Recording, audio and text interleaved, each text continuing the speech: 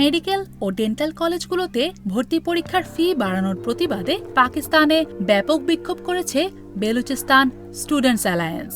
গত বৃহস্পতিবার বেলুচিস্তানের কোয়েটা প্রেস ক্লাবের সামনে বিপুল সংখ্যক শিক্ষার্থী নানা ধরনের প্ল্যাকার্ড ও ব্যানার নিয়ে বিক্ষোভ করেন। পাকিস্তানের সংবাদ মাধ্যম ডন জানিয়েছে, ভর্তি পরীক্ষার ফি বাড়ানোর কারণে বহু দরিদ্র শিক্ষার্থী পরীক্ষা দিতে পারছে না বলে অভিযোগ করেছে শিক্ষার্থীরা। তারা শিক্ষাকে সহজলভ্য করতে সরকারের প্রতি আহ্বান জানিয়েছে।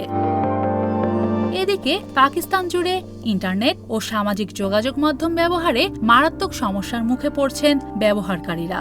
দেশটিতে ইন্টারনেট সচল থাকলেও এর গতি কম, ফলে বিঘ্নিত হচ্ছে ব্যবসা বাণিজ্য। তবে কেন এমন ঘটছে, এর কোনো ব্যাখ্যা দিতে পারেনি পাকিস্তান টেলিকমিউনিকেশন অথরিটি পিটিএ। দেশটির বহু ইন্টারনেট ব্যবহারকারী জানিয়েছেন, তারা অনেক ওয়েবসাইটে প্রবেশ করতে পারছেন না, তবে কেউ কেউ ভিপিএন ব্যবহার করছেন।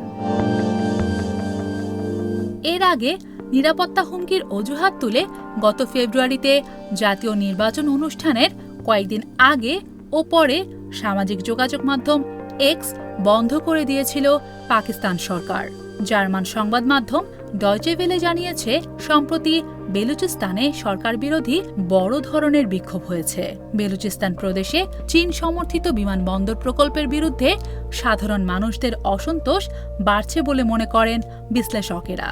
উল্লেখ্য, বেলুচিস্তানের বন্দর শহর গোয়াদরে চীনের সহায়তায় আন্তর্জাতিক বিমানবন্দর তৈরি করেছে পাকিস্তান।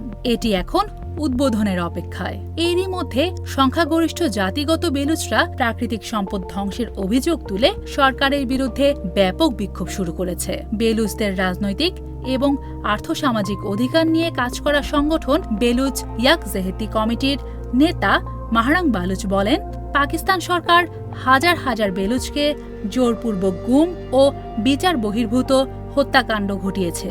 আমরা এসব গণহত্যার বিরুদ্ধে বিক্ষোভ করছি। মাহরাং বালুচ আরও বলেন, এখানকার প্রকল্পে বিনিয়োগ করেছে চীন, সুতরাং বেলুচ গণহত্যার সঙ্গে চীনও জড়িত। Morsheda Sharmin, independent digital.